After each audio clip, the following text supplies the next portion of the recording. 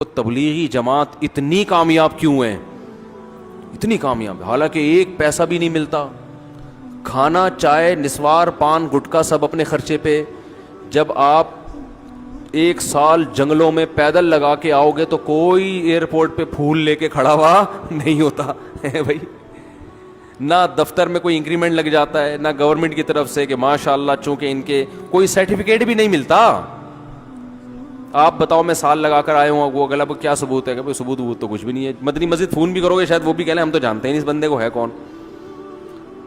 کچھ بھی نہیں مل رہا ہوتا، پھر بھی اتنی کامیاب کیوں ہے؟ پھیلتا ہے، جو کام پھیل رہا ہے. وجہ کیا ہے؟ کہ جب یہ دعوت دینے کے لیے جاتے ہیں تو اپنے آپ کو چھوٹا بنا کے، یہ نہیں کہ ہم تیرے کو سکھانے آئے ہیں، تجھے کچھ پتا وتا ہے نہیں بھائی، ہم سیکھنے آئے ہیں، آؤ مسجد میں بیٹھ کے مذاکرہ ہو، ہم بھی سیکھیں گے آپ بھی سیکھیں گے، ہم نے تو خود کلمہ پڑھا ہے تو ہم سیکھنے والے.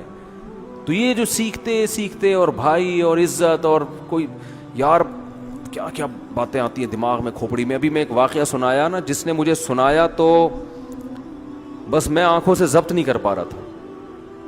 حضرت مولانا طاری جمیل صاحب کا واقعہ ہے. ایک شخص آیا مجھ سے ملنے کے لیے، خواجہ سرا ہے. میں تو پہلی دفعہ زندگی میں کوئی خواجہ سرا مجھ سے ملا. میں سمجھا کہ پراپر آدمی، اتنی بڑی اس کی داڑھی اور رنگ ماشاءاللہ بڑی مردانہ وجہ. لیکن جب بات چیت کا انداز ہوتا ہے تھوڑا سا، وہ ایٹیٹیوڈ سے اندازہ ہو گیا کہ یہ مکمل مرد نہیں ہے. تو اس نے مجھے خود بتا دیا میں خواجہ سرا ہوں. میں نے کہا بھائی ہم سے ملنے کے لیے کیسے آیا آپ، اتنی بڑی داڑھی آپ کی. اس نے اپنا جو واقعہ سنایا نا، میں 3 دفعہ وہ واقعہ سناتے ہوئے رویا ہوں. اور جب وہ سنا رہا تھا اس وقت میرے آنکھوں سے آنسو نکل رہے تھے. اس نے یہ ابھی بھی میرا بیان سنتا ہے. اس نے واقعہ سنایا کہ میں جب پیدا ہوا تھا نا تو میں خواجہ سرا تھا. گھر میں ایسا بچہ پیدا ہو جائے والدین کی طرف سے عزت نہیں ملتی. جب 10-12 سال کا ہوا تو نہ بھائی مجھے عزت دے رہا ہے اور نہ میرا والد مجھے عزت دے رہا ہے. میں بھائی کے ساتھ کہتا ہوں مجھے باہر لے کے جاؤ تو وہ کہتے ہیں لوگ میرا مذاق اڑائیں گے تمہیں دیکھ کے. ظاہر ہے اس کی حرکتیں تھوڑی زنانہ لڑکیوں والی حرکتیں ہوتی ہیں. اور والد بھی کہیں محفلوں میں نہیں لے کے جا رہے، ایک مذاق اڑایا جاتا ہے. کہنے ایک دفعہ میں کہیں گزر رہا تھا تو یہ جو ہوتے ہیں نا خواجہ سراؤں کی پوری ایک جماعت تھی، انہوں نے مجھے پہچان لیا، دیکھا اتنا اچھا. اس وقت نہ اس کی داڑھی اور یعنی اس میں خواتین والی ہی علامتیں تھیں زیادہ. تو انہوں نے مجھے کہہ رہے اتنی عزت دی، کھانا کھلایا اور اپنے گرو کے پاس لے کر گئے. اور گرو نے کہا کہ تم ہمارے ایجنٹ بن جاؤ، ہم تمہیں پھر ڈانس ماس کروائیں گے، آدھے تمہارے آدھے ہمارے، جو بھی اس کا سیٹ. کہہ رہے مجھے پہلی دفعہ کہیں عزت ملی. تو لیکن میرے ابا کو پتہ چل گیا تو ابا نے لا کے طبیعت سے کوڑ دیا، ٹھیک ہے نا، کہ دوبارہ ان میں نہیں بیٹھنا. ٹھیک ہے ہم نے توبہ کر لی بھائی، یہ برے لوگ ہیں، ڈانس ماس اچھی چیز نہیں ہے، ٹھیک ہے. تو اب کیا ہوا، کہتے ہیں کہ پھر جو ہے نا کچھ دنوں میں کہیں کسی سے جھگڑا میرا ہوا کسی بات پہ، تو اس نے انتقام لینے کے لیے شکایت لگا دی ابا کو کہ یہ دوبارہ ان کے پاس گیا، حالانکہ وہ جھوٹی شکایت تھی. اب ابا کو لگا کہ یہ صحیح کہہ رہا ہے جس نے شکایت لگائی ہے، کیونکہ شبہ تو تھا نا ابا کو دوبارہ جائے گا. ابا نے پھر مارا. تو کہہ رہے ہیں میں بول رہا ہوں کہ میں نے یہ کام نہیں کیا، میں نہیں جا رہا ان کے پاس، میں نہ ناچ گانا سیکھ رہا ہوں، کچھ بھی نہیں. لیکن ابا نے اس کی باتوں میں آ کے انکوائری نہیں کی ہوگی پوری، وہ سمجھے ہوں گے کہ بھئی ایسا ہی ہے. تو ابا نے پھر کٹائی لگائی. تو اس کے دل میں منفی جذبات پیدا ہو گئے اور یہ گھر سے بھاگ گیا کہ بھئی مجھے ویسے تو عزت نہ یہاں مل رہی ہے اور میں اب ذلت برداشت بھی کر رہا ہوں تو بھی. کہہ رہے میں وہاں چلا گیا. تو جب میں وہاں گیا ہوں نا خواجہ سراؤں کے ہاں، تو وہی گرو اور ڈانس، اور پھر اس نے مشہور کچھ ایکٹروں کے نام بتائے جن کے ساتھ ہم ڈانس کرتے تھے، اور پیسے آنا شروع ہو گئے، آدھے گرو کی جیب میں آدھے ہماری، اور ہٹو بچوں. لیکن ظاہر ہے یہ کوئی عزت دار راستہ تو نہیں ہے نا.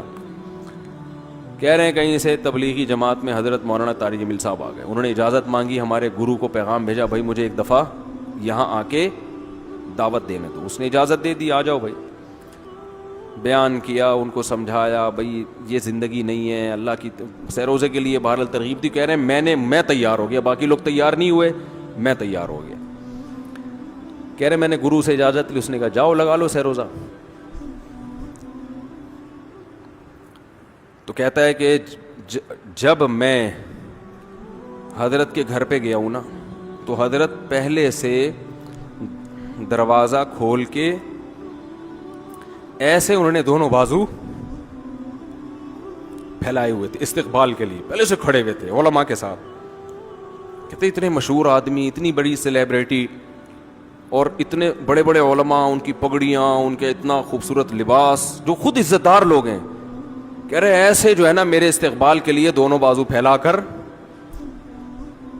کھڑے ہوئے, اور ایسے مجھے بیٹا بنا کے نا اپنے سینے سے لگایا کہ تو میرا بیٹا ہے. کہہ رہے خدا کی قسم مجھے زندگی میں پہلی مرتبہ کسی سے پہلی مرتبہ ایسی عزت ملی مجھے کسی سے, اور اس عزت دینے میں مولانا کا کوئی مفاد,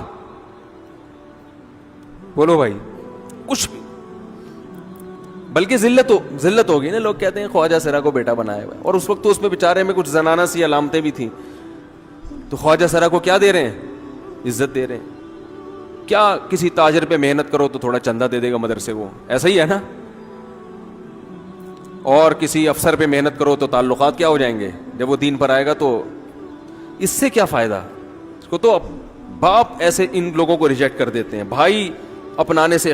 کہہ رہے مجھے یہ اپنا رہے ہیں, ایسے سینے سے لگایا انہوں نے, اور مجھے سہروزے کی جماعت میں اپنے ساتھ لے کر گئے, کھلاتے تھے, بڑا خیال رکھوایا میرا. کہہ رہے اس کے بعد پھر میں نے گرو سے اجازت لی. وہ گرو چھوڑتے تھوڑی, ان کو پیسے ویسے دیے, جان چھڑائی نا, وہ بھی غلامی کی طرح نکلنا پڑتا ہے.